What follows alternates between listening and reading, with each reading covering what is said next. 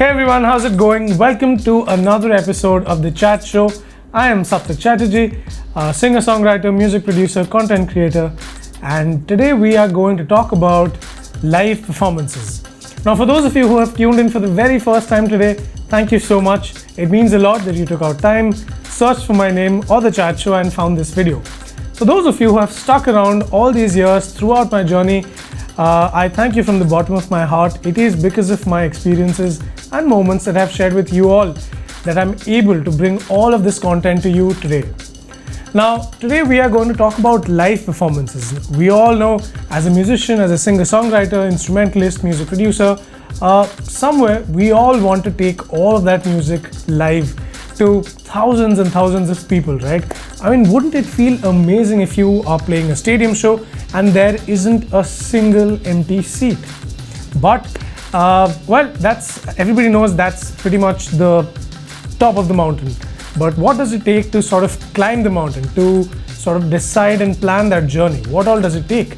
And if you are somebody who is just starting out, perhaps has released only a couple of original compositions, and you have been gathering a steady, solid fan base, people are noticing your music, people are appreciating your journey, and you finally get that call to perform live for the very first time. Now, what happens? What do you do? How do you prepare for it? What are some of the problems or issues that you might face? What are some of the things that you need to keep in mind? And what have my experiences been in the world of live performances since the past 10, 12 odd years? I will talk about all of that and much more in today's video.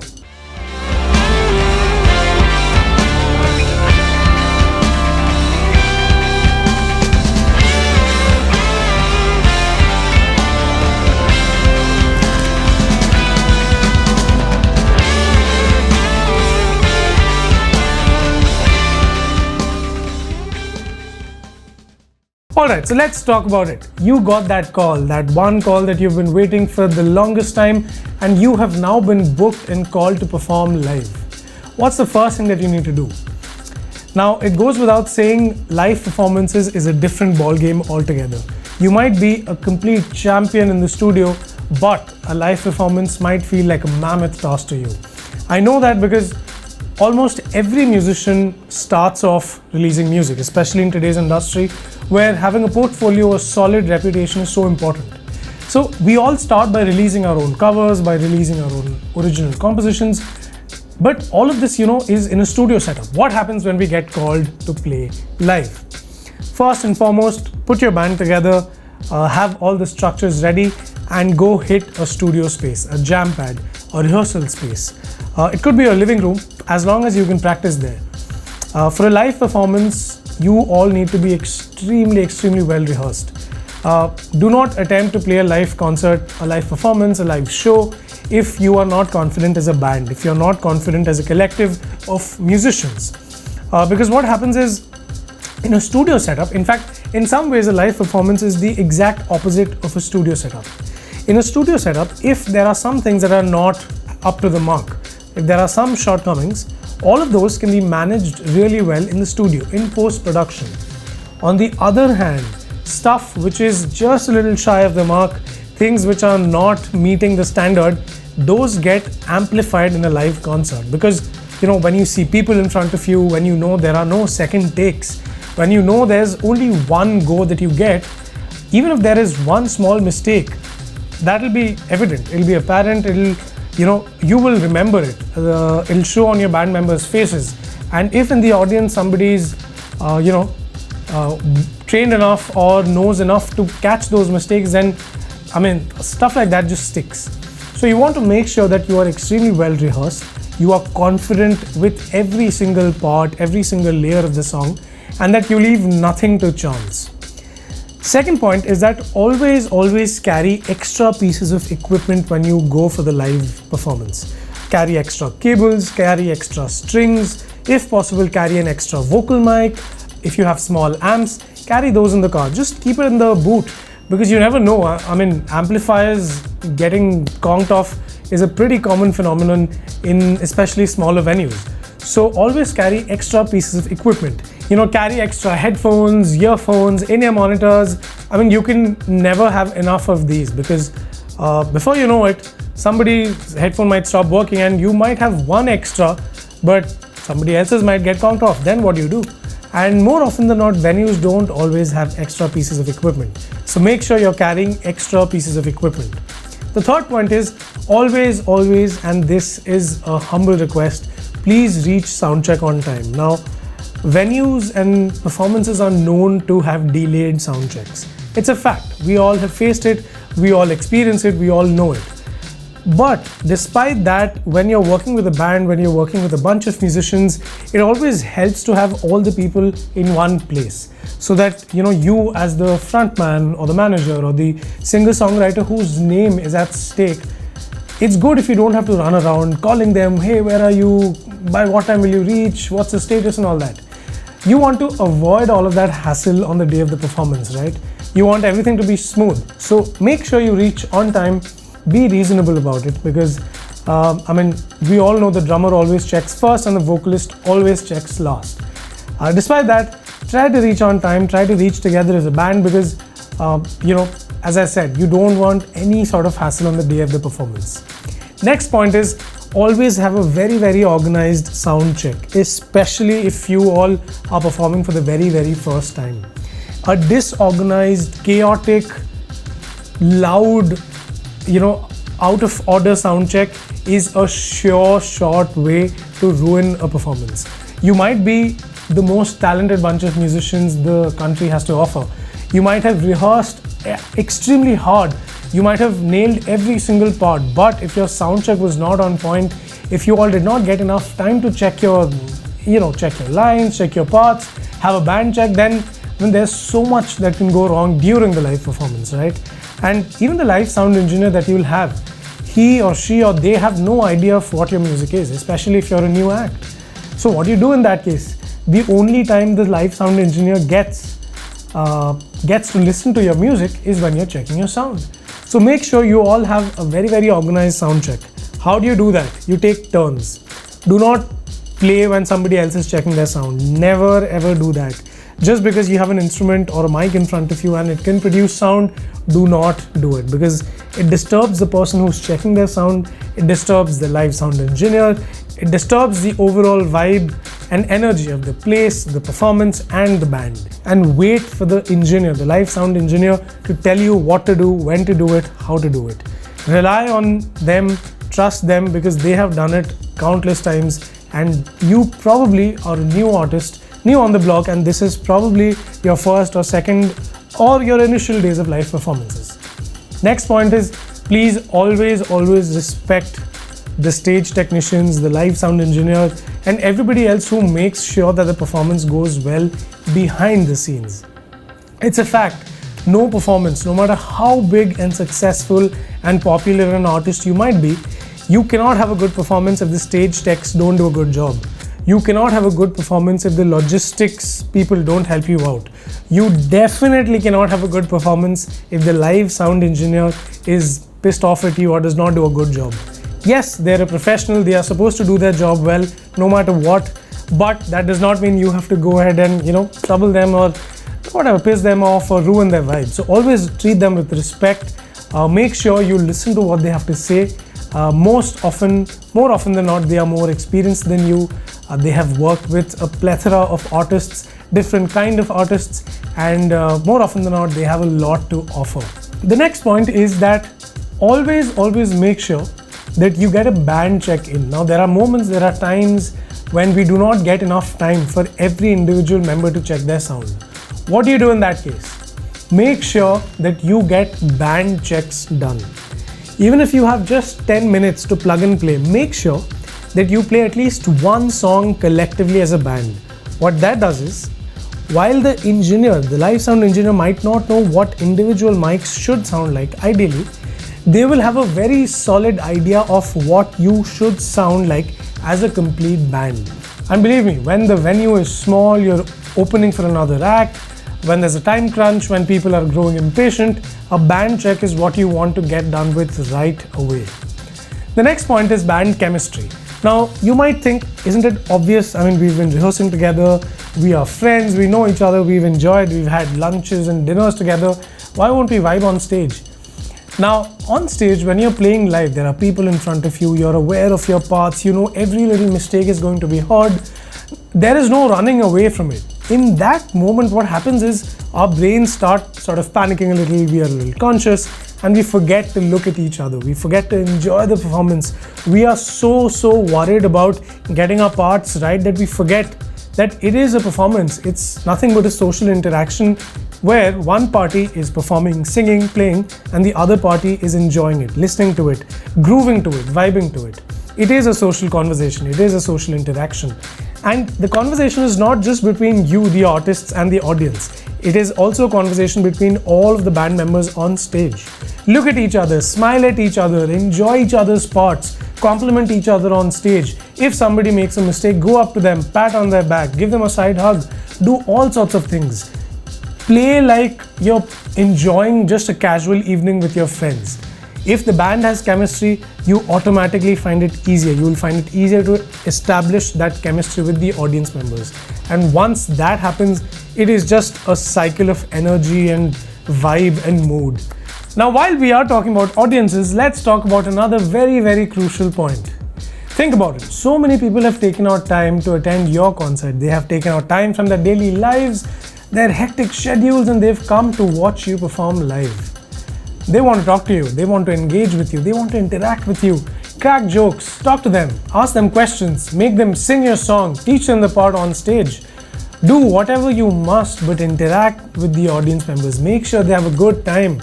Share stories about the song, share some BTS insights, talk about how you got the band together, talk about some funny moments, talk about the highs and lows of your journey. But interact with them, because they not only do they want to know who the performer is, but they also want to know who you are as a person. They want to know what kind of a person you are, what kind of artists you are, what kind of a personal life you live, because that's how they connect with you on a human level. When you're performing and they're in the audience, they are sort of looking up to you, right? They are there to watch you perform because they enjoy your music, they are in awe of your talent. But you need to go from there to a position where they treat you as a fellow colleague, a friend, a family member, of somebody who they meet on a regular basis. So interact and engage with the audience members. Another very important point is, when you play live, make sure that your dynamics are on point. Now, this is a little technical in nature, but what this basically means is, when you're curating a live set, I'm assuming you're a serious musician, you've put together a band, you have your tracks mixed and mastered. When you listen to your songs, when you put your headphones on and hear them, you'll notice some parts are softer and some parts are louder. Now, that is what we call dynamics in the world of music. Now, you want to make sure that even when you play live, you are maintaining the dynamics. It's very important to have soft parts in a song as much as it is important to have a loud part in the song. A loud part gets the people going, they want to dance, they want to groove, they want to jump, they want to put their hands in the air. But a soft part is what helps them breathe. A soft part is what helps them enjoy what's happening, to understand what just happened. The softer parts of the song is when they sort of take a step back, make sure they're enjoying each other's company, make sure they're having a good time. So a live concert is a combination of all of these things, and you as a performer need to make sure that you are maintaining the dynamics of a performance, whether it's in the studio or live on the stage. Alright, now say you are very well versed with what to do when it comes to a live performance, you are very confident, well rehearsed, you're great at talking to the audience members, you have extra pieces of equipment, and everything is right. So the first point is, start practicing on click tracks. Now, this is technical information, technical advice, but I'm assuming that my viewers are people who want to become musicians or have already started their journeys in the world of music. So, point number one is start practicing on metronome, also known as a click track. Now, what that does is, it keeps the entire band on rhythmic check. A metronome will make sure that every member of your band has a constant reference with respect to the rhythm, the tempo, the time. Because what happens is, when you're playing live, when you get excited, the tempo increases. When you're a little softer, it's a dynamically lower part, then the tempo might fall. Somebody might get distracted, they might catch the tempo on an off beat. It might not be right, so many things can happen. So a click track ensures that everybody is constantly on the same time tempo and they are playing a tight set. Second, Now, if you really want to amp your performances up, maybe you could try and create what is known as backing tracks. What is a backing track? Now, a lot of the times when you hear a pop song, a rock song, or whatever it is that you hear, you might be hearing harmonies in the background. There are vocal harmonies, there are these small percussion layers, guitar layers, drums and all, which are happening in the background. You can't necessarily make out what those are, but all of those layers are playing an important role in the song. Now, it is impossible to play everything live. You will need 15-20 members for every concert, and well, that's completely unfeasible, right? We don't have the budgets, we don't have the space, logistical issues, so many things can happen. So try and creating what is known as backing track. A backing track is nothing but a collection of these sounds, harmonies, small percussion layers, electric guitar layers, vocal layers, whatever it is. It's a collection of these sounds, these layers and parts, which you play through a laptop live. Now, the way to do it is, you take the laptop, you connect it to something known as a sound card, and then that sound card gets connected to the main speakers, which even the audience will listen to. So, a laptop which has all these layers inside, which is obviously synced to a click track, which I just spoke about, and that then goes into a sound card. I will put up a picture right here somewhere so you know exactly what a sound card is and what a backing track session looks like. That sound card then gets connected to the mixer. There'll be another image over here of a mixer, and then that mixer is connected to the main speakers that the venue has. So essentially what you're doing is, apart from what the band is playing live, there's also these sounds, these harmonies and layers and percussions which are playing directly from the laptop, but which are adding to the overall live sound. How cool is that, right? If you go on YouTube and listen to any of these big pop performances, your Bruno Mars's and Justin Bieber's and Ariana Grande's, you'll notice that apart from what they are singing and what their band is playing, you hear a lot of sounds and you cannot particularly see anybody on stage creating those sounds. Those sounds actually come from the backing tracks, which play from a laptop, which is connected to a sound card, which goes into a mixer, which goes into the main speaker system. So, to recap, start rehearsing on click tracks, metronome tracks. Try creating backing tracks for the live performances as well as for the rehearsals. Point number 3, and this is extremely important, is in-ear monitors. Now, what are in-ear monitors? When you're performing live and you see those big box speakers put in front of you on the stage, the guitar player has one, the drummer has one or two, the vocalist always has one right in front of them. These are known as stage monitors or wedges. Now, essentially these help you to listen to yourself on stage. It gets extremely loud when everybody is playing on stage, you're all pumped, excited, the audience is shouting, screaming, singing along with you. How do you hear yourself? So you ask the live sound engineer to increase your levels on that monitor, the wedge, those black colored speaker boxes that are kept in front of you. Now, in today's time, the technology has evolved enough that those wedges now come in the form of small earphones. You know how we wear earphones to listen to music? In-ear monitors are exactly that, well, almost exactly. The technology inside an in-ear monitor is slightly more complicated, slightly more sophisticated and advanced. An in-ear monitor has something called drivers, which basically ensures that you have enough separation, the sound is clear, and it feels like you're in a studio listening to yourself on a pair of earphones. These are known as in-ear monitors. Now, there are lots of companies which make in-ear monitors like Shure, Sennheiser, KZ, CCA. You can go ahead on Amazon and find whichever one fits your budget and suits your listening requirements. Another benefit of in-ear monitors, and probably one of the biggest benefits, that it saves your ears. What happens is, when we are playing live, the stage becomes so loud that the human ear cannot essentially handle so much volume and noise. Now, what happens is, over a period of time, you might not realize it, your capability to listen to different sounds in detail starts diminishing, which essentially means your ears start becoming deaf slowly. Now, that's a very, very scary thought and situation. I mean, just think about it. If a musician loses their ability to hear clearly, to distinguish between detailed sounds, then that's a major problem. And that is exactly what happens when we expose our ears to constant loud sounds, noises, or environments. And that is what a live performance is.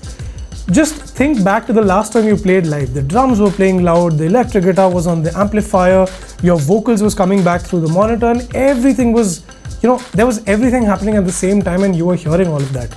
Have you ever felt like there's this very sharp ringing sound in your ears after a live concert or after a loud event? That is basically your ears telling you that, listen, we cannot do it. This is our way of saving us the trouble.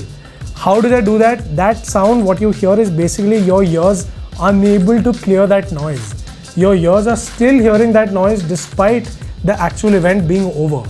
So make sure that you use those in-ear monitors to cover your ears, because when you're not hearing anything else, then the amount of information that your ears need to process is a lot lower.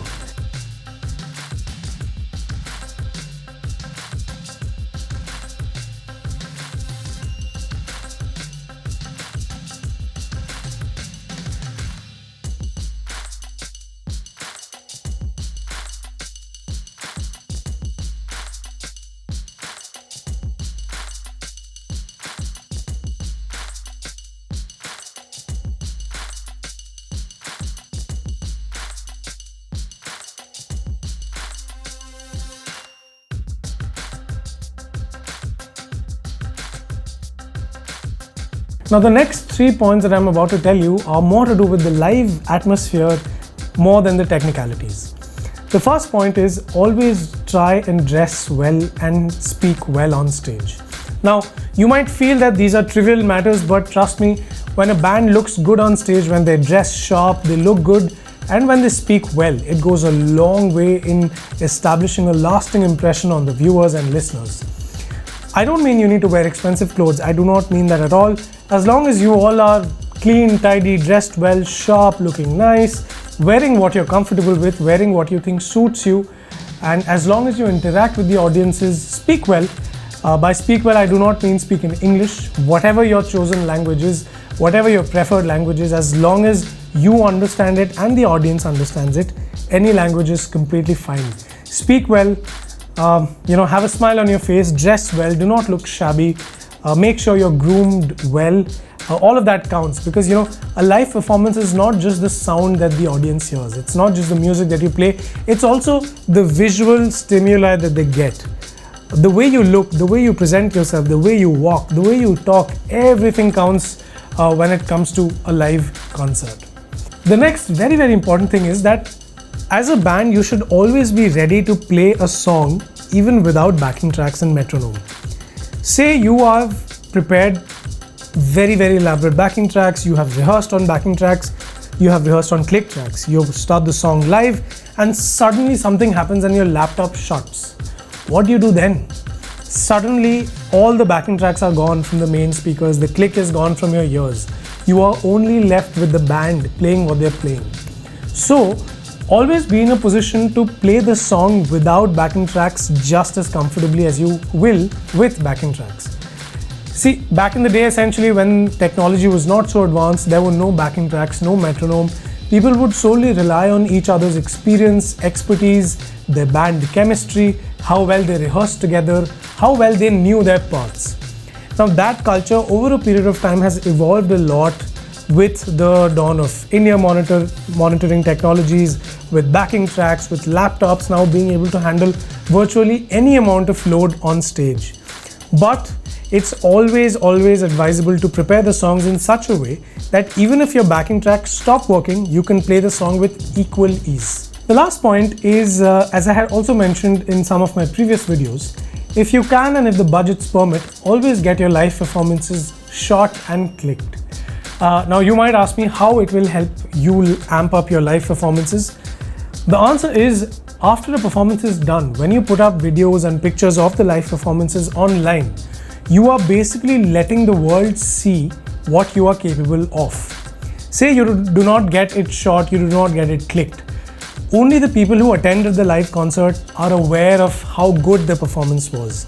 Only the viewers who were present at the venue know what an exciting and enthralling and high octane performance it was. But what about the people who were not there? What about the people who could not attend? What about the hundreds and thousands of other fans who are from different cities, who are living in different cities? The moment you put out pictures, videos, music videos from your live concerts, everybody gets an idea that, okay, this is somebody whose live concerts are not just any random shows. They, as a band or as an artist, they put in a lot of effort to make sure it's well documented, it's well captured, it's well performed, well played, it sounds good, it's recorded well. Now, when you do all of that, it gives a very 360-degree picture about you as a performer, you as an artist, and you as a professional above all. So make sure whenever possible, you hire somebody to shoot your performances. Either click pictures, shoot videos, record the tracks of your performance, and then sync it with the video that you get shot and release it later. I mean, trust me, all of these pop stars, no matter who you might be idealizing, they all do it. And there's a reason they do it, because it really opens up a different world of appreciation and understanding of the artist's journey. Now, the last point that I would like to discuss today is damage control and crisis management. As a performer who's been performing since the past 10-12 odd years, I don't think there is an issue that I have not faced live, whether it's my laptop shutting mid-performance, or whether it's the mixer completely shutting down mid-performance, or whether it's my guitar player string breaking mid-solo. I have seen it all. Now, when it happens momentarily, there's a lot of panic, a lot of chaos, and a lot of concern that spreads throughout the venue, throughout the stage, throughout the band, etc. But over a period of time, what we've learned as a band and what I have learned as a performer is that we should always account for all of these issues before the performance starts. Which is why a while back I said always carry extra pieces of equipment, cables, extra mics, extra strings for the guitars as well as for the bass. You never know what might happen. A string might break, a pedal might fall off, a plug point might stop working. Carry extra adapters. It doesn't harm, it's not expensive, but believe me, it'll save you a lot of trouble. The next thing is always know how to use amplifiers. Now, I'm assuming some of you might be singer-songwriters, and as singer-songwriters, we are not always aware of how to use an amp, how to tune a guitar, or how to set up a drum kit. I have taught myself all of these things because, I distinctly remember college festivals when I was in Delhi University studying. Our drummer would be playing and somehow maybe he would hit one of the cymbals so hard that the cymbal stand would fall off. The cymbal would literally fall off. Now, because we all taught ourselves how to use amplifiers, how to tune the other instruments, how to set up a drum kit, any one of us would instantly run to the drum kit and fix it in no time at all. But what happens when you don't know how to do that? You will have to rely on the drummer to stop playing or to play with just one hand while he or she or they fix the drum kit. Now that cannot happen, right? It breaks the flow, a lot of things can go wrong. So teach yourself how to use amps, teach yourself how to use stage monitors. Also, you should always know what a feedback loop is, because that is an all too common problem when it comes to live performances.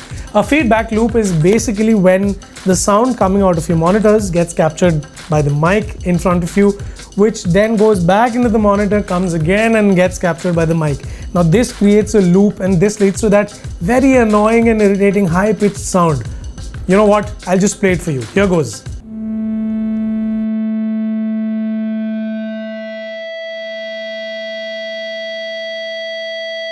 So that is a feedback loop, and just by hearing it right now, you can tell how annoying it is. But if you know how to manage it, then you instantly know that you need to move away from the monitor. You need to stop pointing the mic towards the monitor. Many times people cup the mic when they're singing into it. Stop doing that. So, you will learn all of these through experiences, but I can only hope that by watching this video, you know it beforehand so that you never ever have to face these problems on stage. The last point is, even if something goes terribly wrong on stage, do not react to it in a way that lets everybody know that something's wrong and you cannot control it. 9 out of 10 times when something goes wrong on stage, nobody in the audience even realizes it, because they are here only for the music. They are here for the vibe, the mood, and they don't necessarily care about the technical issues that might pop up during the performance. It's only you, your expressions, your faces, the faces of the band members, which lets the audience know that there has been a mistake.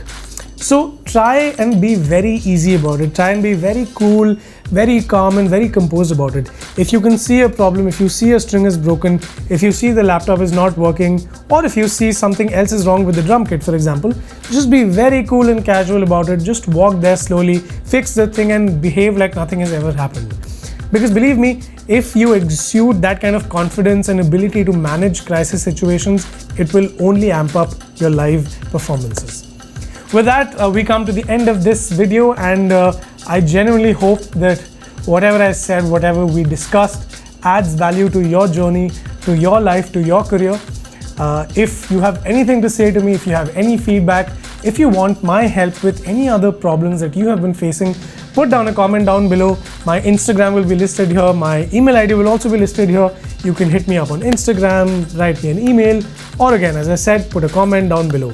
If you enjoyed what you heard, please leave a like on the video and do not forget to subscribe to this channel. I only aim to offer knowledge, my experiences to help you and your fellow musicians out. I will see you again next week with another video on The Chat Show every Friday 6 p.m. like clockwork. Till then, take care, stay safe, and I will see you next week. Bye-bye.